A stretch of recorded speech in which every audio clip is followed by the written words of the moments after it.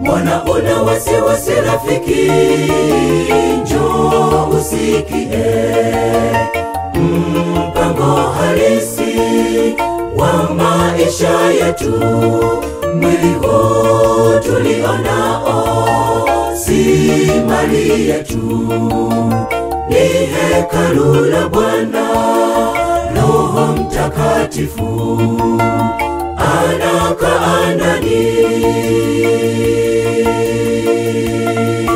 Mwana una wasiwasi rafiki, njoo usikie mpango halisi wa maisha yetu. Mwili huu tulionao si mali yetu, ni hekalu la Bwana. Roho Mtakatifu anakaa ndani. Hekalu la Bwana limeharibika, limedhoofika.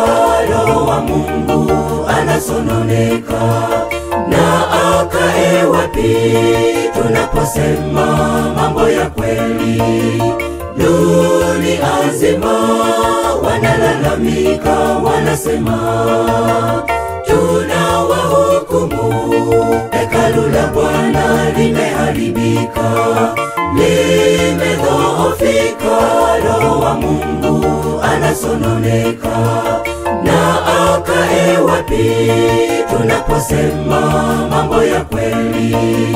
Dunia nzima wanalalamika, wanasema tunawahukumu.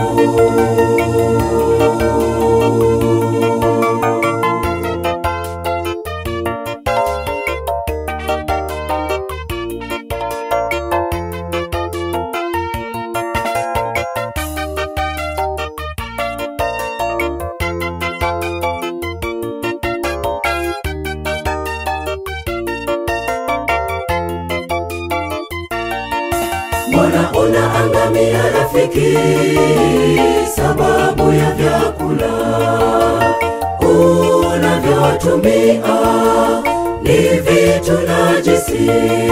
Sikiliza huduma ya leo na ufahamu vilivyotakaswa na vitu najisi.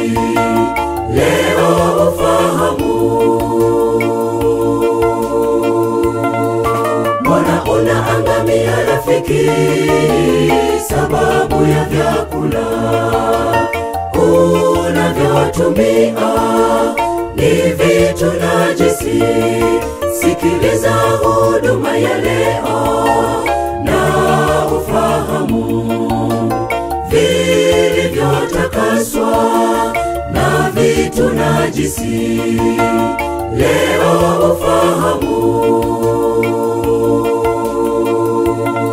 Hekalu la Bwana limeharibika, limedhoofika.